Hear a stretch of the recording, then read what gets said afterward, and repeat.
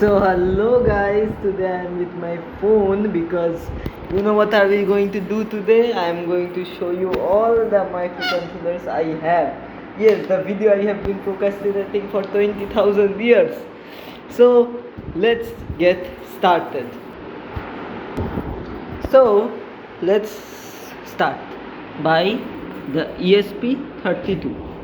By the way, I am using it in a humidity sensor project. Basically, this project sends the humidity and temperature, which is sensed by this sensor here, to my phone. Whatever, that's not the main thing. We are focusing on the ESP32. By the way, specs are boring stuff, so those will go in the end. Whatever. So I am just going to show you the stuff. This is the ESP32. It is obviously made by Node MCU. So it has built-in Wi-Fi and Bluetooth, and its processor is much powerful. And I know I have many Indian fans, so I will say the price in Indian rupees, and I will also tell where you will get these things, because there is this huge problem in India. So whatever, I'm Indian, by the way, if you didn't know. Whatever. So this is 320 rupees in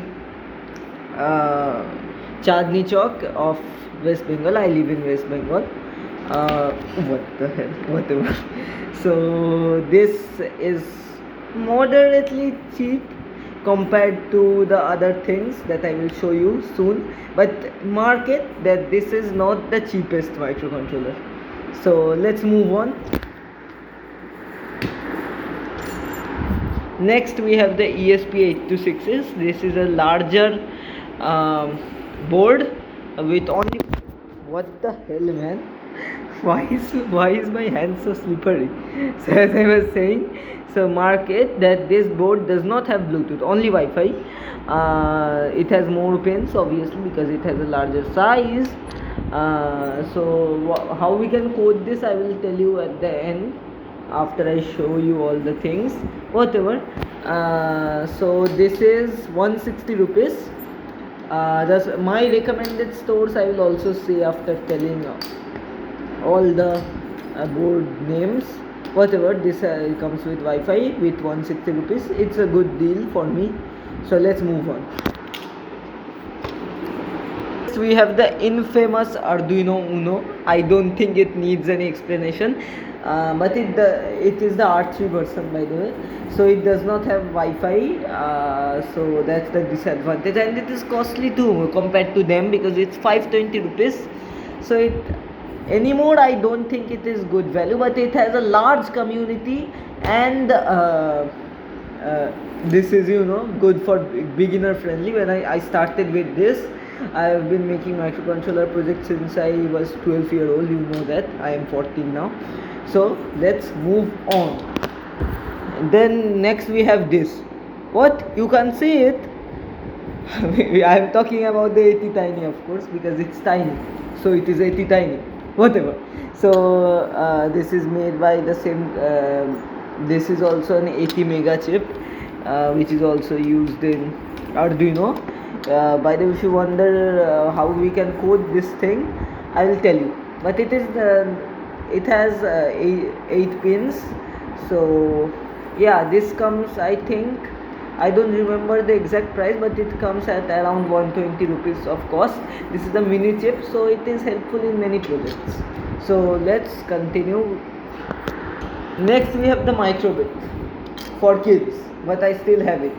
I don't know why.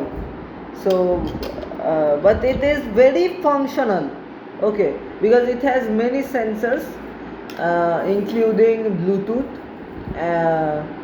temperature sensor, gyroscope, accelerometer, compass, many things.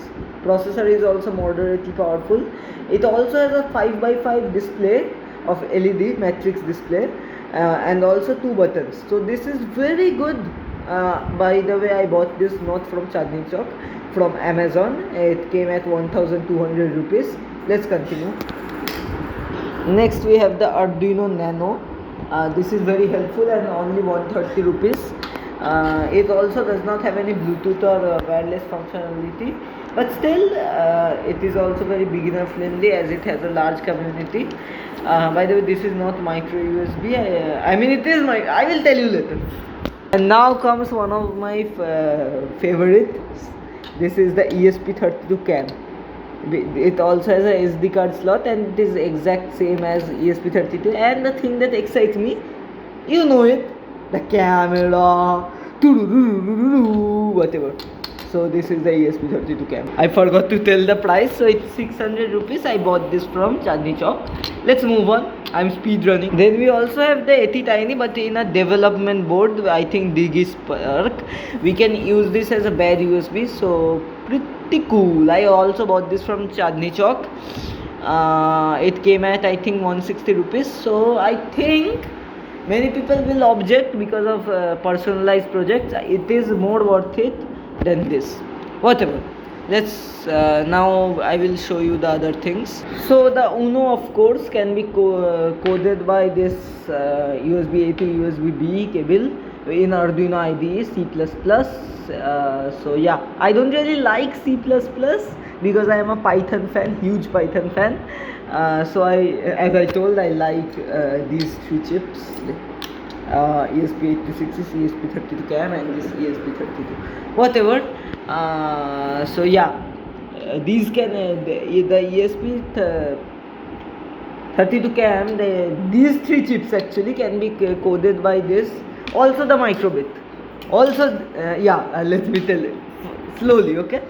So the ESP32 cam and the ESP8266 and the ESP32 and the microbit can all be coded by this normal micro USB cable that you see in the mobiles, but this can be directly plugged in. Let me show you. Wait, this always annoys me. I know the process, but I still don't use it. 1 second. Yeah, so this can be plugged in like this. It works. Whatever. So I have a bad USB installed, so I won't try to put it in for too long. What am I saying? Whatever. So by the way, this Arduino Nano is different. It can be coded by this cable. You will get it with the stuff with it. With the Arduino Nano you will get it. Okay, whatever. So let's move on to the places you can buy it. By the way, it's not sponsored, but still you can buy it in Hake Electronics. They are a very good shop. I bought most of the things from here. There is also Rana Electronics. They are pretty close to each other. When the ESP32 cam was in demand and I went to buy it, it was not available in the Hake Electronics, but it was available in the Rana Electronics. ICs are also more available in the Rana Electronics. By the way, remember Hake Electronics has two branches close to each other. So yeah. So now I am going to tell you guys that how what are the different advantages and disadvantages.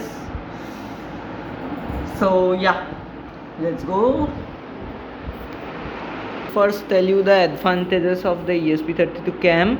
Obviously it is affordable. We compared that it has the two of the things which are also some advantages of it. Also the usual ESP pack.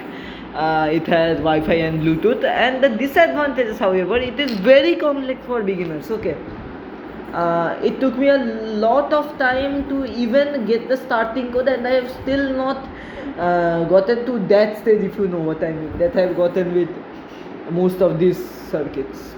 Whatever. Also it has a very less amount of GPIO pins, as you can see here. So yeah, and this is very rare that I got this micro USB, because most of the times you will require a FTDI programmer. What happened? 1 second, guys. Now I am moving forward to the ESP32 normal version. So first of all, it is also a bit more complex, not a lot complex as compared to this, but it is more complex than obviously an Arduino Uno. It also has 3.3 voltage level, not 5 volt tolerant. It also, but it still consumes more power. So enough for the disadvantages. For the advantages, I can definitely say it has a dual core processor, so it is much more helpful. By the way, guys, correct me if I am telling some informations wrong. Whatever, there are plenty of GPIO pins, as you can see, and it can be used in many IoT projects. So yeah, also the Wi-Fi and Bluetooth, as I said, it is the ESP pack. Now comes the ESP8266. So it also has Wi-Fi and it is very affordable. As I said, 160 rupees for this microcontroller is very cheap. Also it has a comparable community support, for example, to Arduino Uno. Whatever. Again that happened. 1 second, guys. Whatever. So now I will move on to the Arduino Uno. So it has a very good community support, because it is one of the most used boards, and the Arduino Uno is really beginner friendly. So yeah, I don't know why am I stuttering that first, but whatever.